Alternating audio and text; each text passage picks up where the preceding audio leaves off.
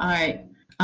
So this is going to be a presentation on characterization. If you don't know what characterization is, if you have no idea what's going on, that's fine. I will explain what it is in just a second. I would ask writers, obviously, hang out.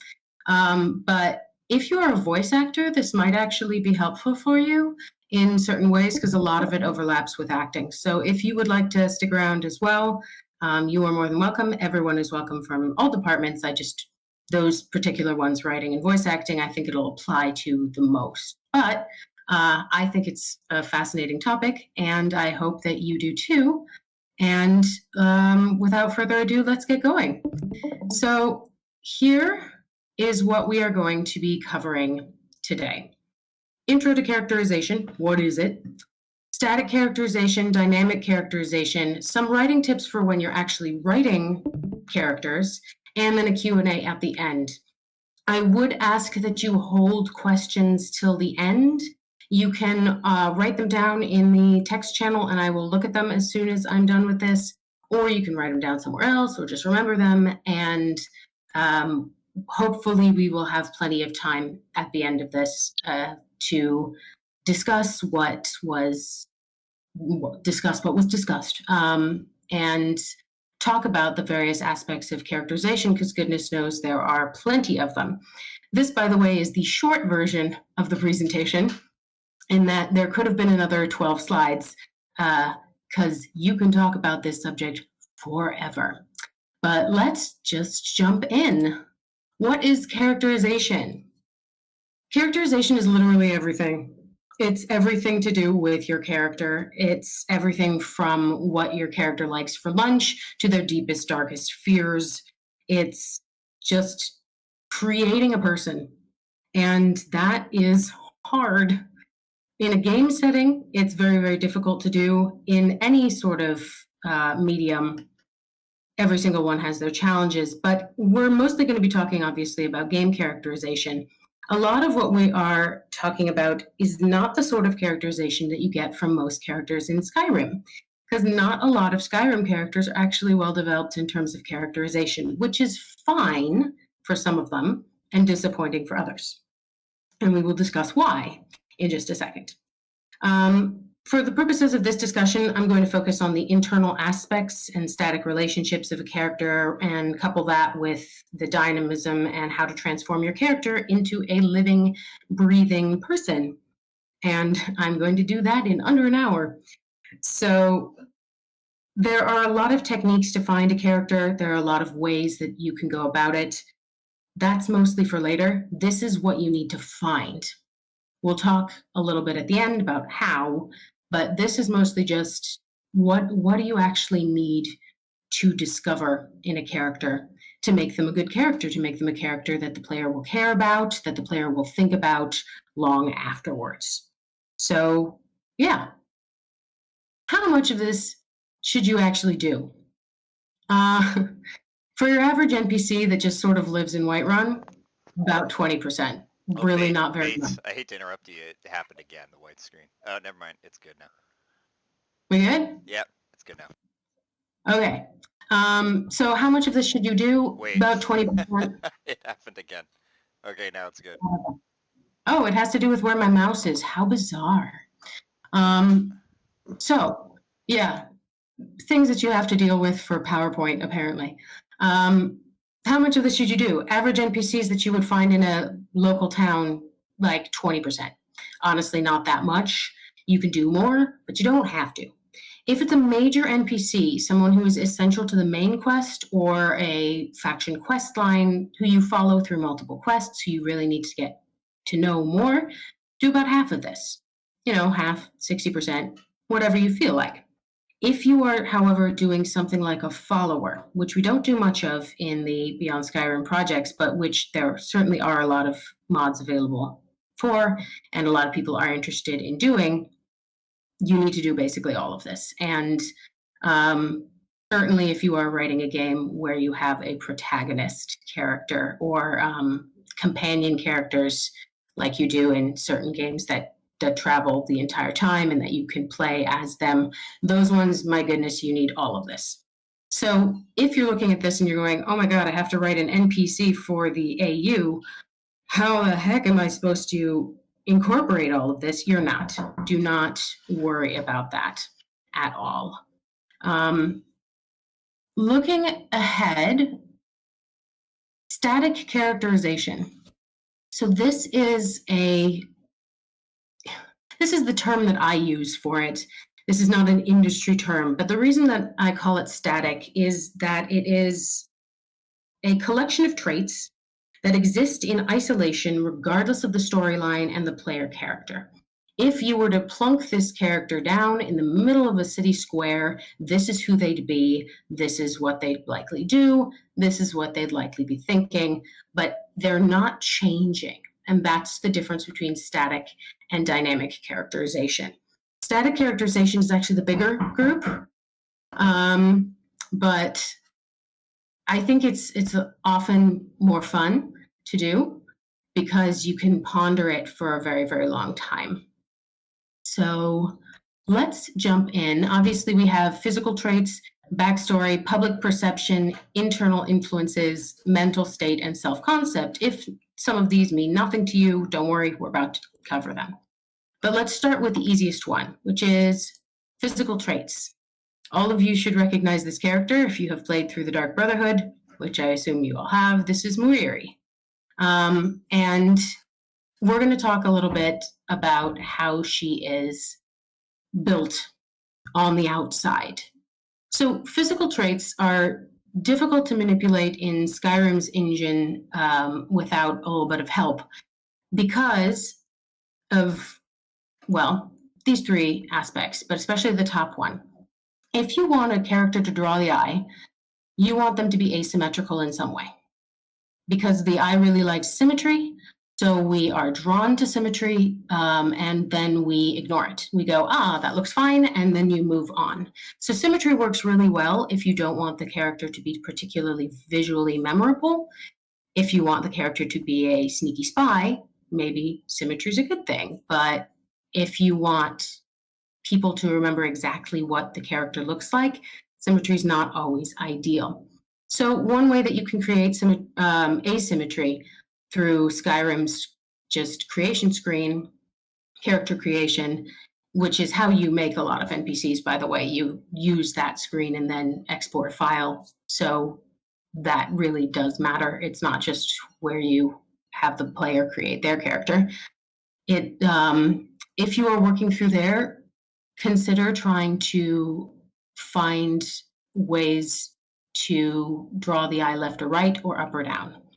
So looking at Muiri here, there's something very interesting going on with those tattoos. One, not a lot of NPCs have those tattoos, even though it is an option choice for the player. There still are not that many that have them. So that makes her stand out. But it also draws our eyes up to her eyes, which are an interesting color. And that isn't always something that you find in every NPC. So thinking about the physical traits, how they draw attention to different body parts, can tell you a lot about the player, the NPC rather, themselves. And then there's the technique of single trait focus. If you have a really big nose, if you have really big ears, your eye will go there and it will remember it, which is a good way to just easily make a character hopefully not into a caricature, but to use what you've been given, which is usually symmetry with the creation engine that they have going, to still make interesting facial features and something that will draw the eye to them. Then the last thing is innate versus acquired features. Innate features are like a big nose. You were born with that. You don't get to choose that. That's what you got. However, tattoos and scars are acquired. So if you decide to use those, you need to have a reason. You need to have how they got those scars. You need to have why they got those tattoos, and why they're using that war paint. If you're considering it to be war paint instead of tattoos, I know people think of it differently, but regardless, it's a choice. And that can be a really good character building exercise to discover why the character has chosen to look different. Is it because they would blend in their own environment, in their tribe, or in whatever group they're in? Or is it because they want to look different than everyone else?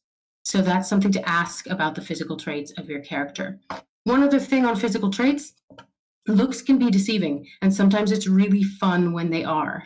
If you have a giant orc and he's got this mashed up face and all these fangs, and you see him and you go, oh, that's a bruiser, that's someone who's going to just, hit first, ask questions later, and then it turns out he adopts puppies, that's an example of looks being deceiving and your preconceptions being undermined. That's a good thing from a characterization standpoint. You don't want it for everyone, otherwise it gets predictable, but it is something you can play with in the physical traits of your character. So that's the outside. Now let's go to backstory.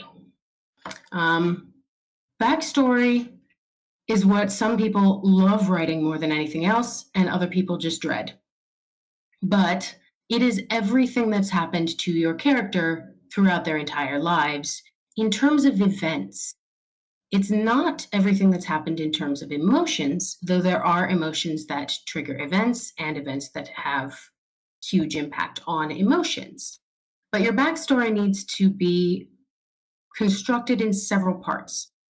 I encourage my writers to always write short and long backstories for their NPCs when we're working in Atmora, because not everyone has time to read your 2,000 words of backstory, but it should still be there. You should still write those 2,000 words to really understand the character.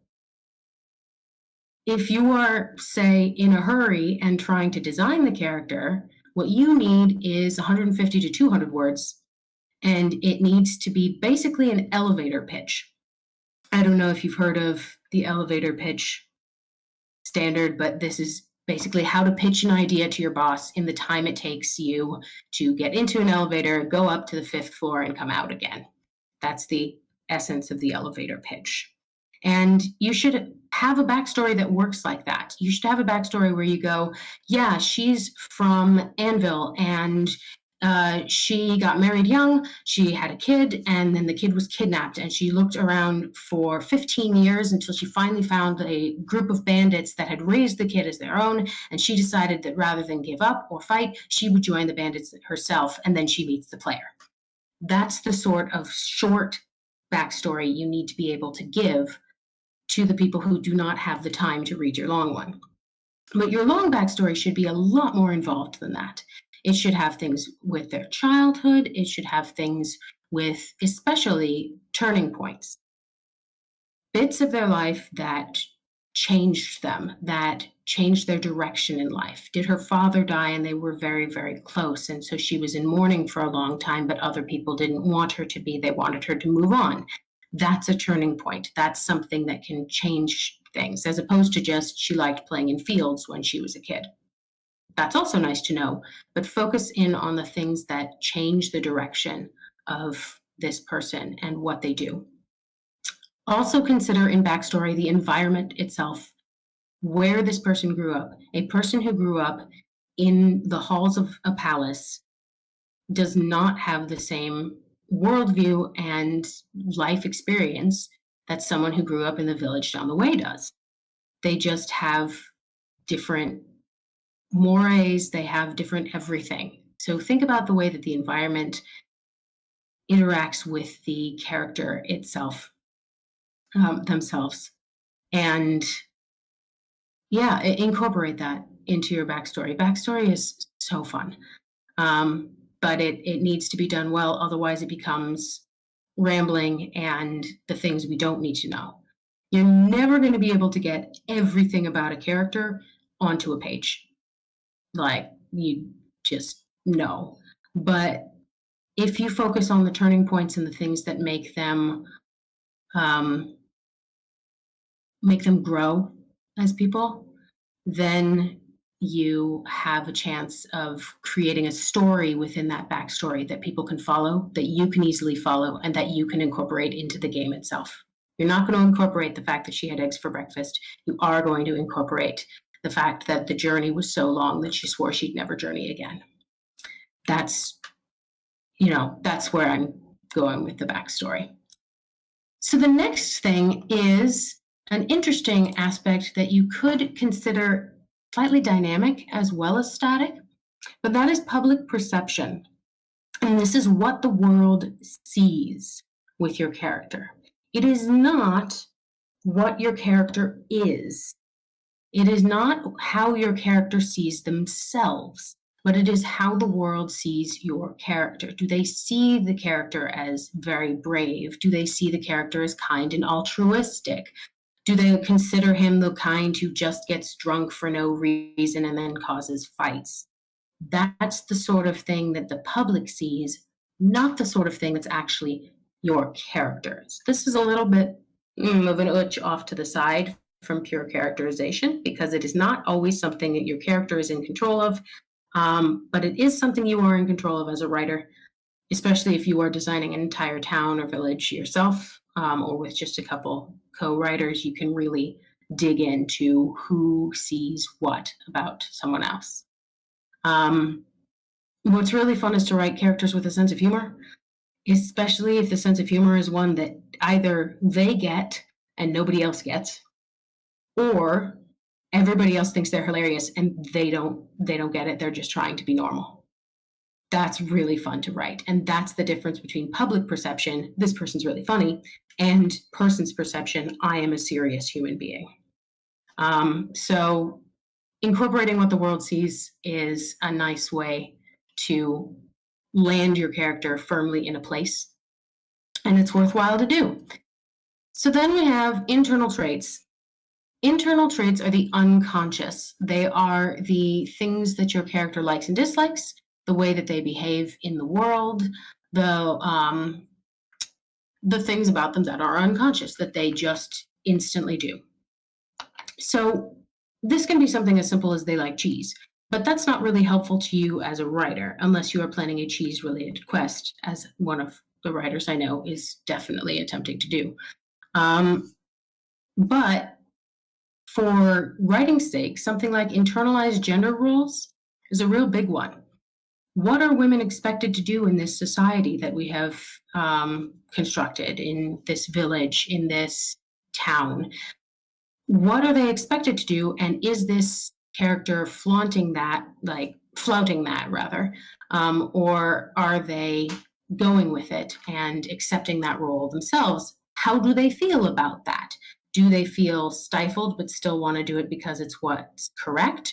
Or do they feel singled out and lonely because they are going against what society expects for a woman to do? Also works for men. There are societal expectations for men as well, and they are worth taking into account if you are expected to be a provider for your family, and in fact you don't want to have a family as a character. That's something to think about. What are their relationships to the gender roles of the society?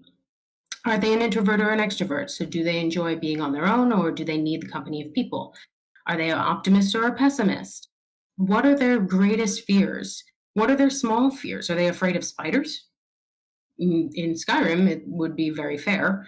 Goodness knows I am.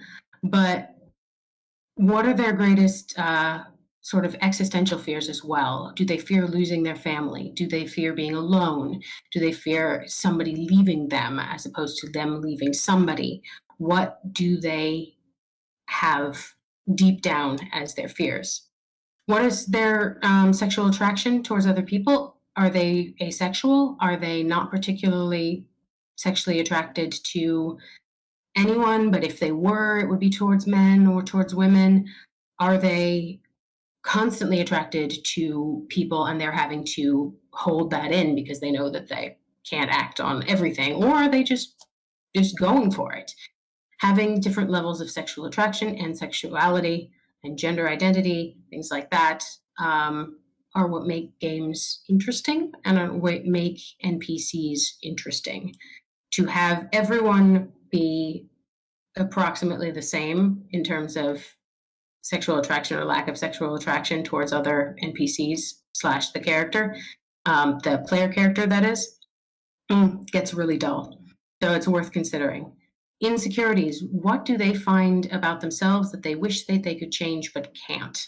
So maybe it's their ears are too big, or maybe it's that one time when they were a coward and they feel like everybody still remembers that time, even though it was years ago. Whatever insecurity it is, play on it.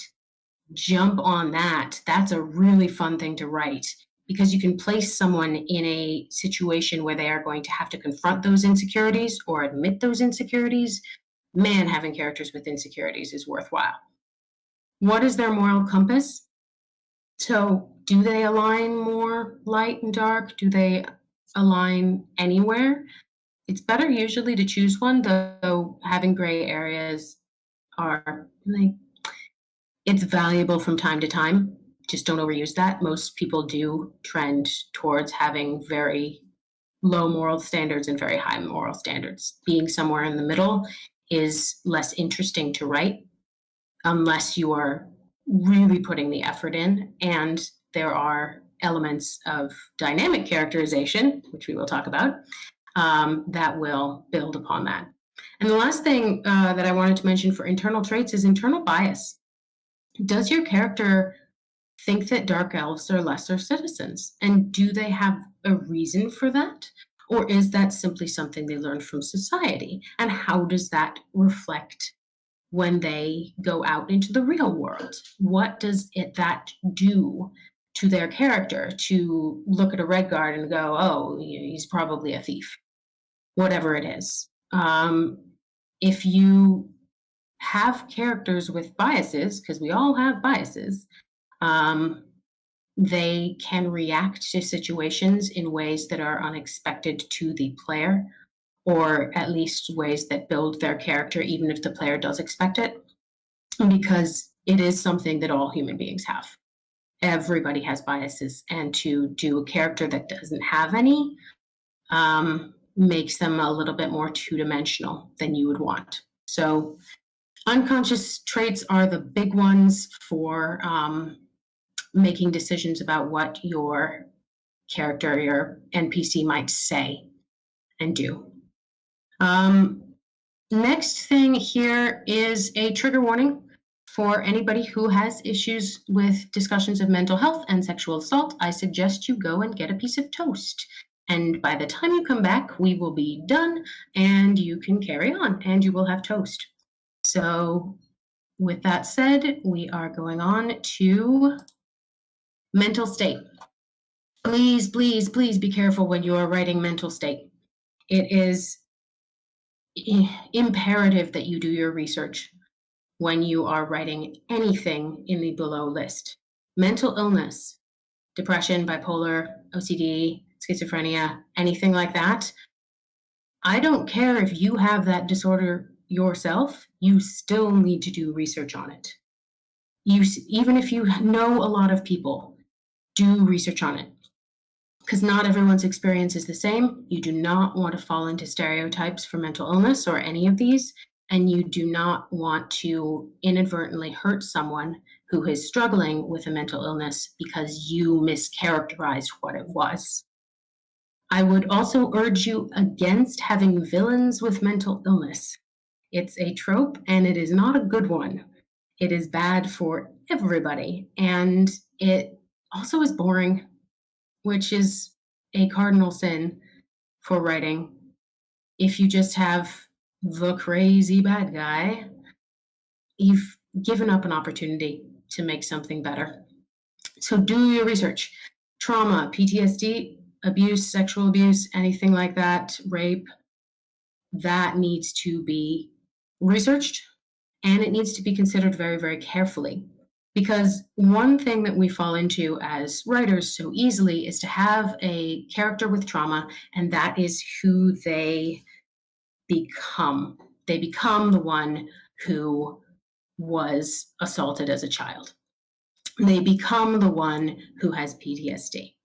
And every single human, every single creature is more than that. You are more than your mental state. You are more than the trauma that you experienced. And your characters deserve that kind of courtesy as well. They are not just what they have suffered.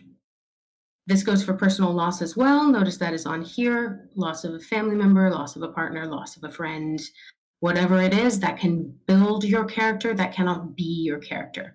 And the last one on here is interesting because of Skyrim especially, displacement. Losing your home, being exiled from your home in some way changes you a lot. Again, do research on it. It's really fascinating, and it can inform a lot of your character's personality and decisions and where you want to go with that character. But everything on this page, please, please, I cannot emphasize enough, do your research and do it at like reasonable websites, not Reddit. Don't use Reddit. There are a lot of great sites with like the American Psychological Association, things like that, where you can find out more. And if you are interested and don't know where to start, DM me. I have done a lot of this sort of thing, so I can give you some resources just right away. So yeah, hopefully everybody who was making toast is coming back right about now. So, self-concept. This is the last bit of static characterization, and I know it's been going on for a really long time. Self-concept is exactly what it sounds like. It is how the character views themselves. So remember in public personality and persona, we had, does this character appear brave? Here we have, does this character consider themselves brave? Do they look back at the one time they weren't brave and think about that instead of their current actions? Do they think, oh, I'm not that kind of person, I don't give coins to beggars, but meanwhile, they're trying to save an entire town? Do they consider themselves good or evil or somewhere in between? How good do they consider themselves? Sometimes characters consider themselves to be too good, and then they become, self-righteous or annoying or a villain, but they still see themselves as good people. Some of the best villains see themselves as good people. Oh, those people needed me to help them. They couldn't rule themselves. They needed me. That's someone who considers themselves to be good. They're not saying, mwahaha, I want to inflict pain upon everybody. Their self-concept is at odds with the way that they are perceived by the player character and by other people in the world space. So that's fun to work with. Do they think of themselves as attractive? It's really fun to play with a character who doesn't think they're attractive and to tell them that they are and to raise their self-esteem. It's also funny when you have a character who's convinced that they are God's gift to women and they are not attractive. That can be really fun to mess with as well. How competent do they see themselves as, and what do they see as their overall worth? Are they worth saving in a situation where they would need to be saved? Do they consider themselves to be that or not? So, moving on from there, we are finally getting to dynamic characterization. Dynamic characterization is best epitomized by a song I'm sure none of you know, but it is called Things Change, Joe.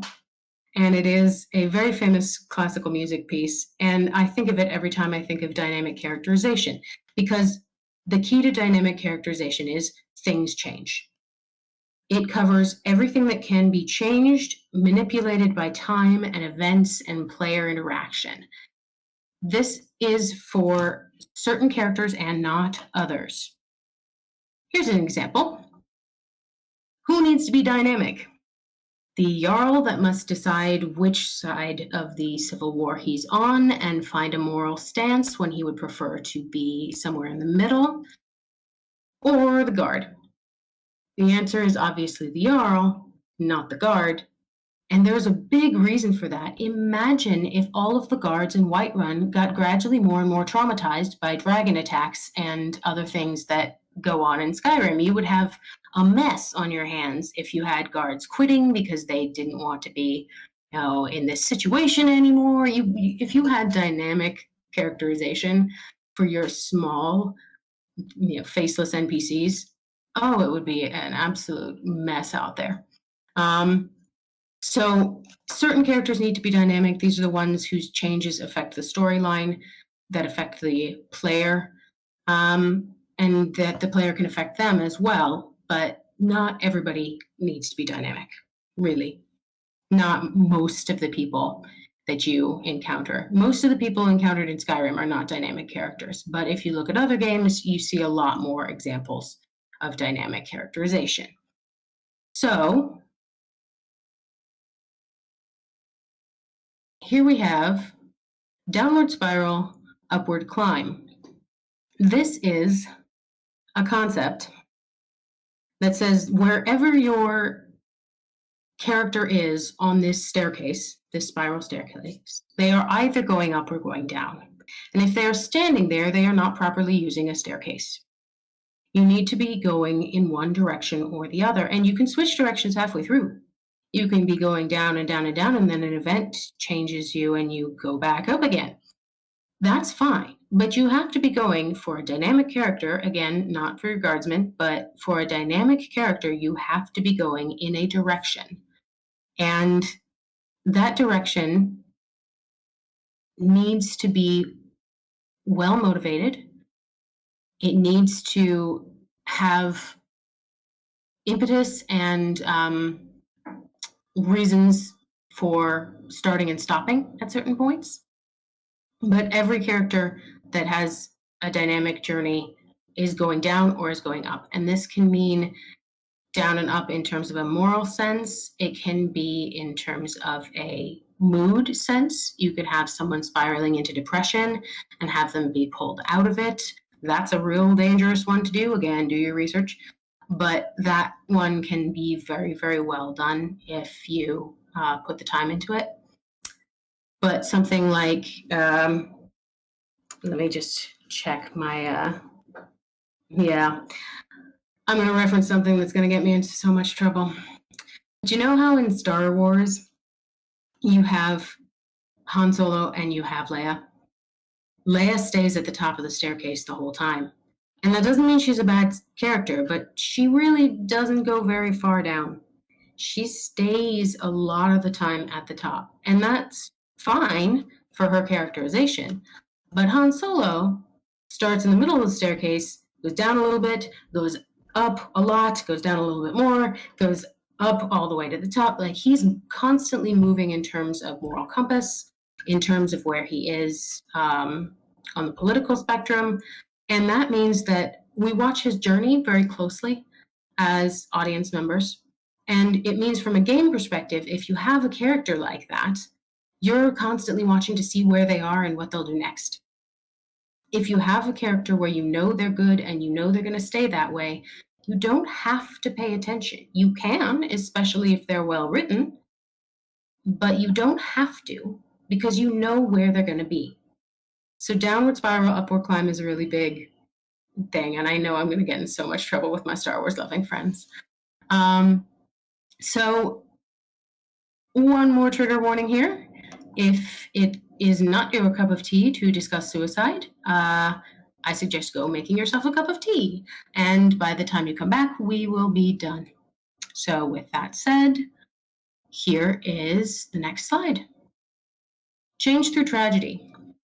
So if you have a character who is characterized in a certain way, tragedy can affect them. Tragedy can change so much of even the static characterization that's supposed to say mostly the same. Tragedy can affect how they see the world and how they interact with the player. Most of you will recognize these characters as the Shatter Shields.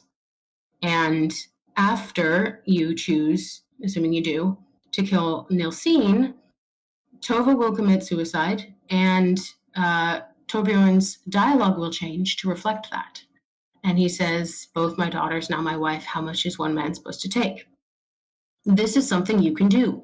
This is something that you can absolutely do with your NPCs. If you are, say, building a town, and you have an NPC whose grandmother is very close to them, and something happens to the grandmother, either the player kills them, or they're killed in an attack, or whatever it is, you can change their dialogue, and you can even change what their personality appears to be based on that event. And that's okay. You can definitely make that work. Don't do it too many times with the same characters, or the implementers will kill you. But if it's just for major events that could, in fact, happen and would affect this character's life, you can change through tragedy really nicely. And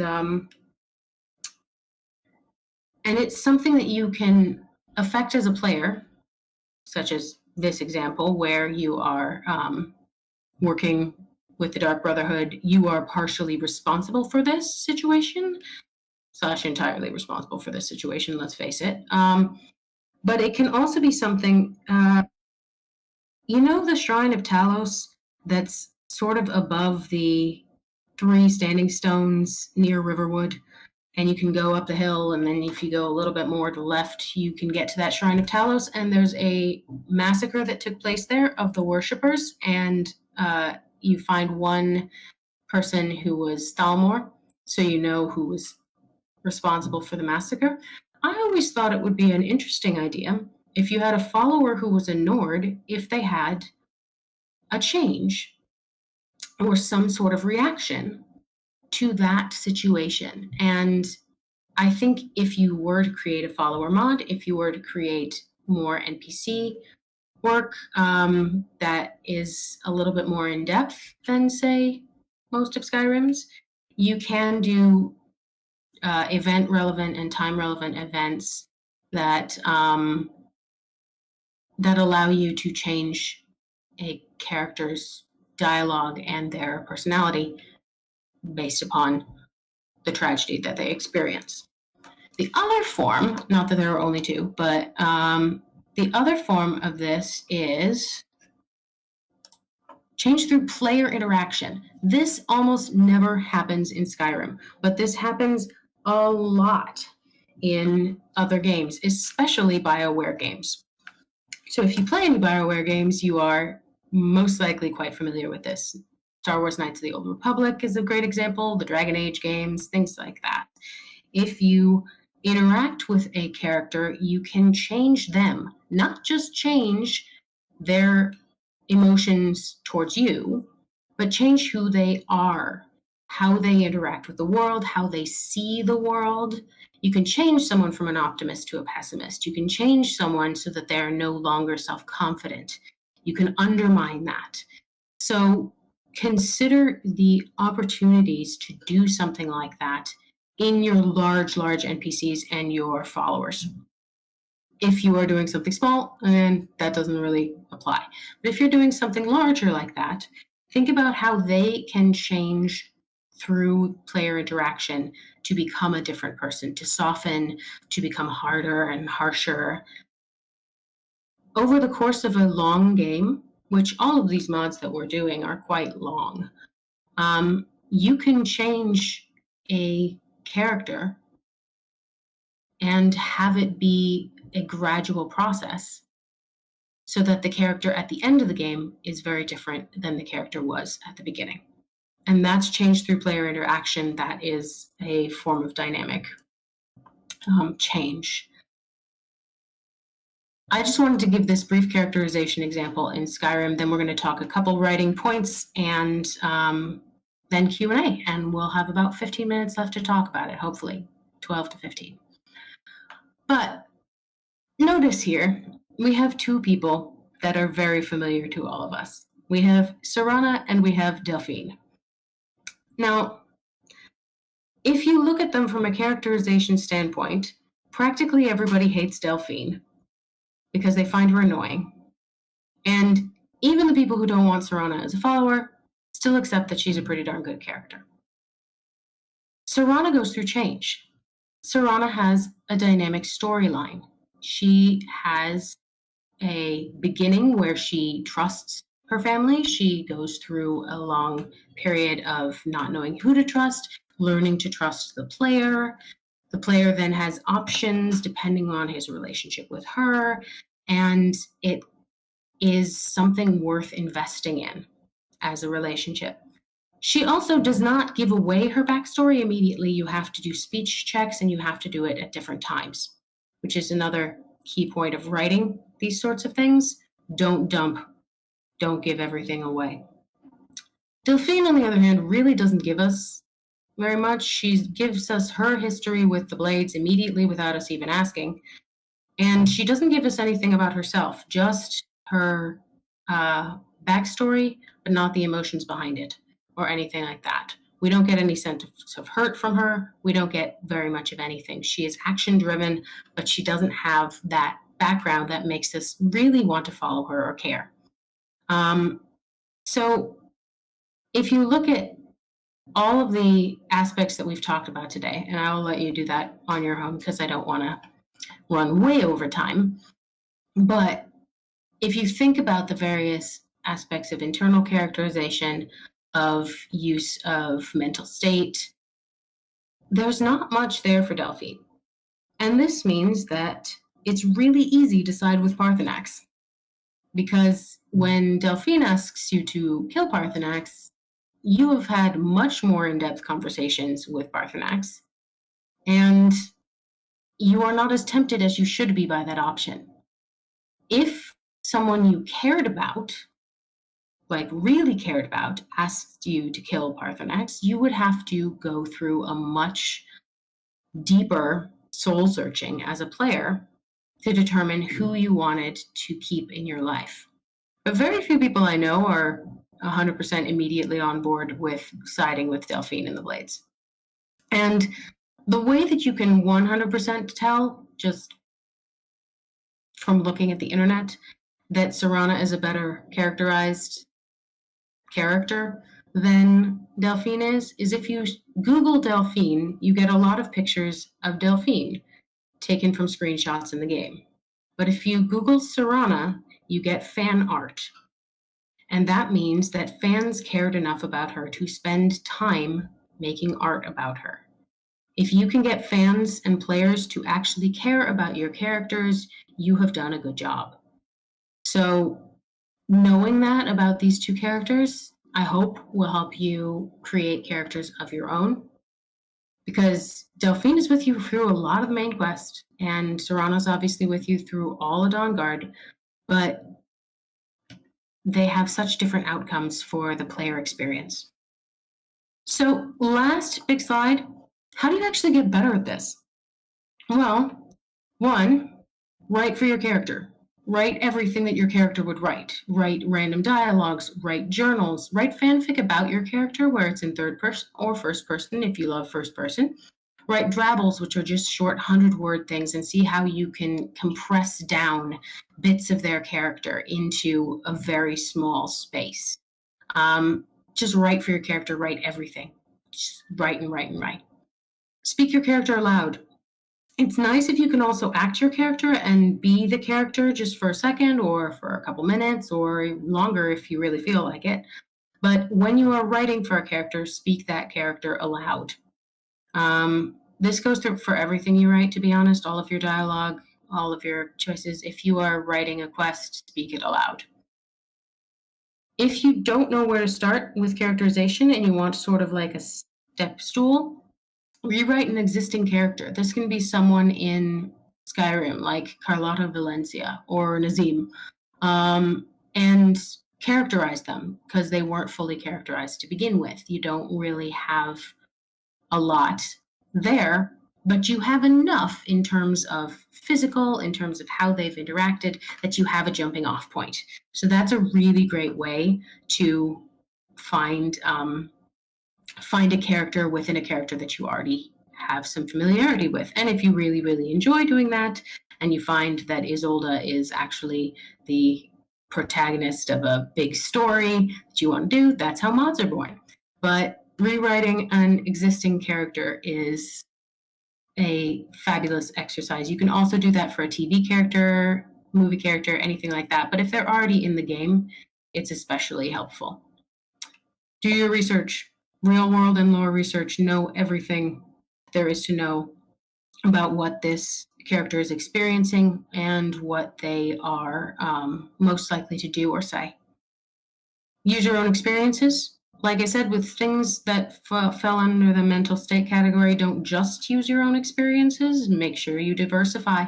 But for a lot of people's experiences, You have lived a full life, and you can bring that in. You are a person. This is not yet a person, you're NPC. So there's some overlap there. You can definitely use your own experiences and work that in. And the last one is play more games. Play lots of games. Play and look at the characters and go, why do I care about her? Why do I not care about her? Is she here for a reason?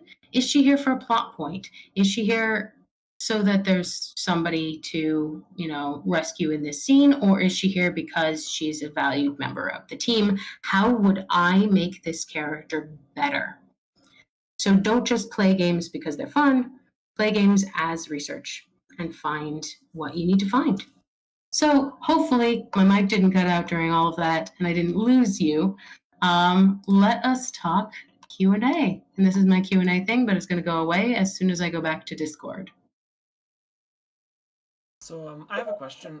So you had mentioned having different amounts of characterization for different types, depending upon how important the character is.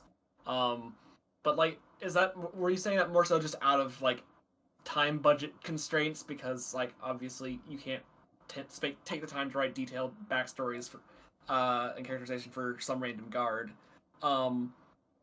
but is that, or are you making a more generalized assertion that that you shouldn't put the game would be worse if these characters are more characterized? I think that's an interesting question. I think it entirely depends on a character.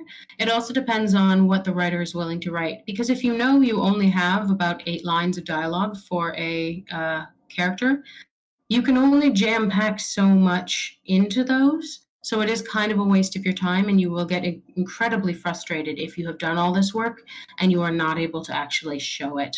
But I don't think there's anything wrong with most of the characters being heavily characterized. It's just that there is a tendency when you are writing an NPC and you have done all that work to do 8 pages of NPC dialogue, and it's going to be cut down to 1. Recently, I just worked on an NPC with one of my writers, and it was great, but it was just too long because there was so much he wanted to say, but we didn't need to know. So that's a danger you run into, and so I would say it's probably more along the lines of save your time, save your energy, because you're just going to be disappointed otherwise. May I butt in? What? May I say something on this regard? Sure, go ahead. Speaking of wise from the situation in the main quest, when you go kill the dragon at the Western Watchtower, right? I think that, for instance, if we could see some different reaction on the nameless guards that don't have anything unique besides some helmets variations, if we could see, for instance, a guard when the dragon appears running for their lives and not participating in the fight, that would be interesting, and it's not a lot of writing. And then perhaps you can have recognized that guard later, and you would get a one-liner from them saying, I don't know, whatever.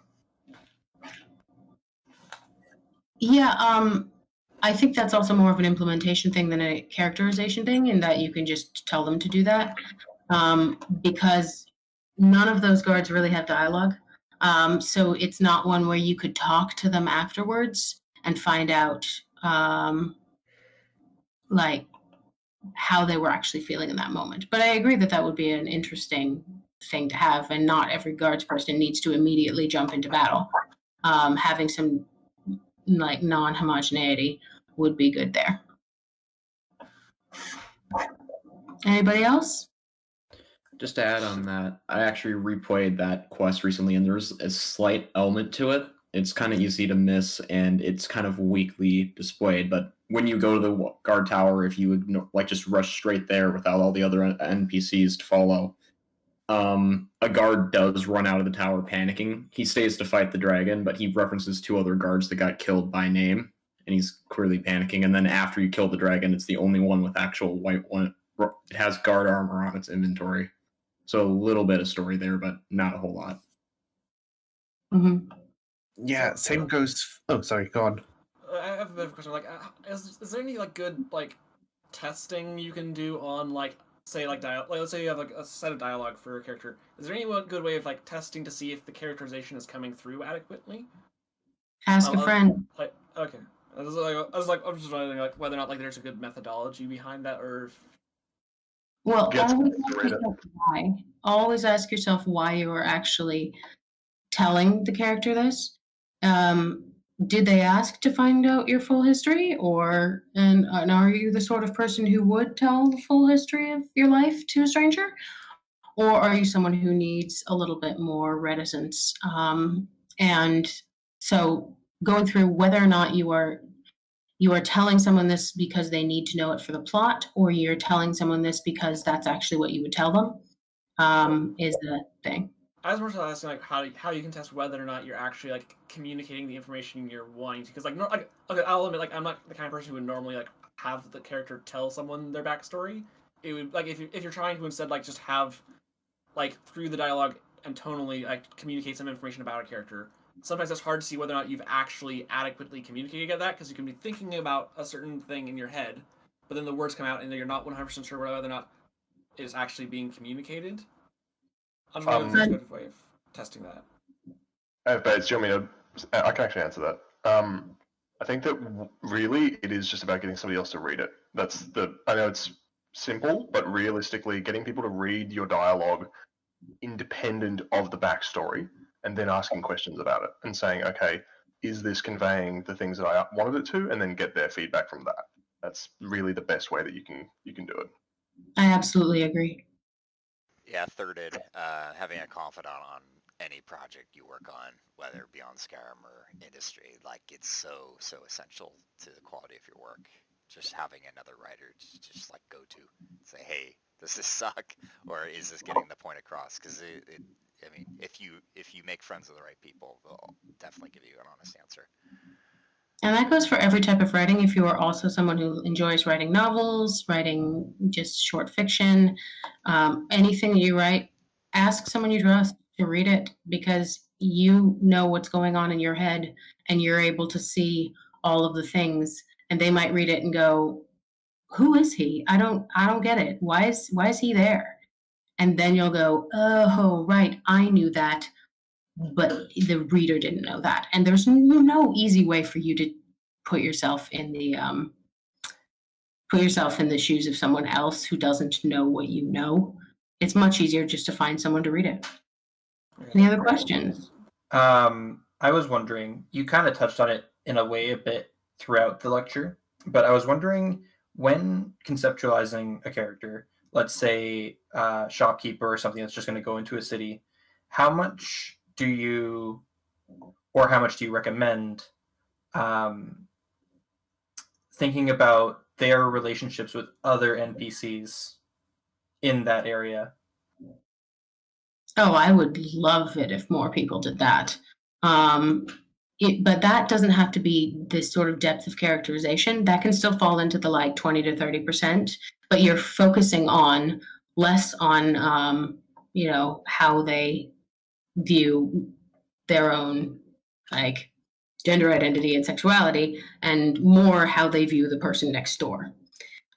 So that's interpersonal relationships, which is something we didn't hugely talk about, but yeah, I would absolutely, if you have some merchants who are in generally the same area or a small town where everybody would know each other, yeah, you need to be building that. And the thing about that is, when you are working on a project, very rarely do you get situations where you and like one other person are building an entire town together.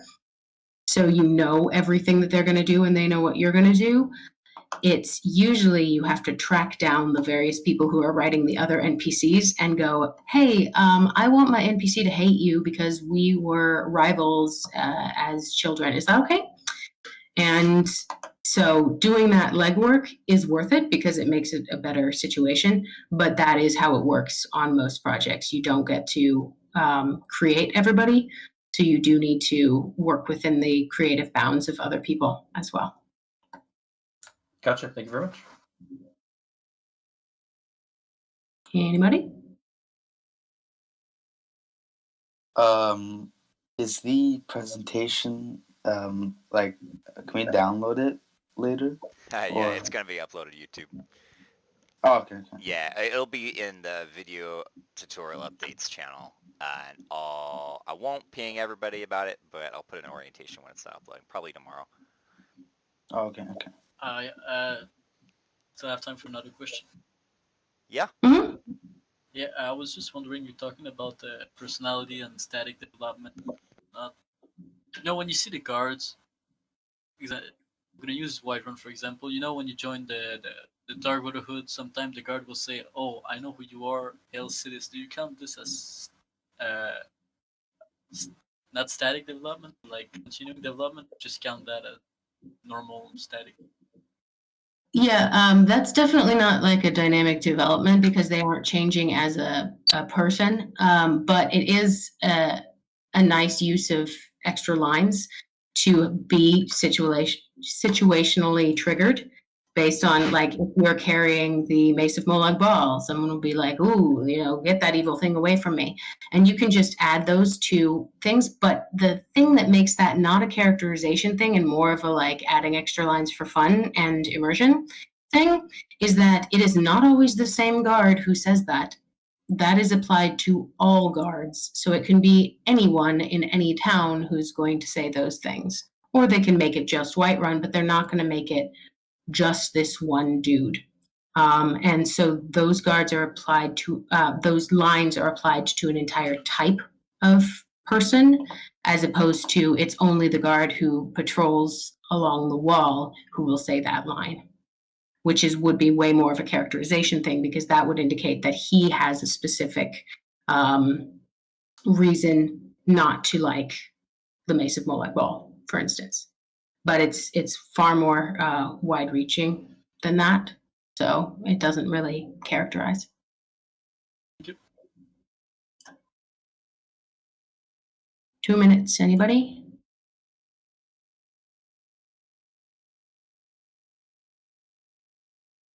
I just wanted to say thank you for the lecture. It's I found it really interesting. Cool. I'm glad. I would have to agree with. Yeah, actually, I guess I could mention that it didn't particularly help me with any mod projects that I'm doing, but as a fantasy author, I actually really did enjoy listening to that. Cool. So Yeah, that was an amazing lecture. Yeah, and it wasn't even just like the writing, like your character design bit at the beginning of talking about asymmetry versus symmetry, like that was also very helpful as well. Well, it's something that I notice and I think matters when you're building something that you want people to remember.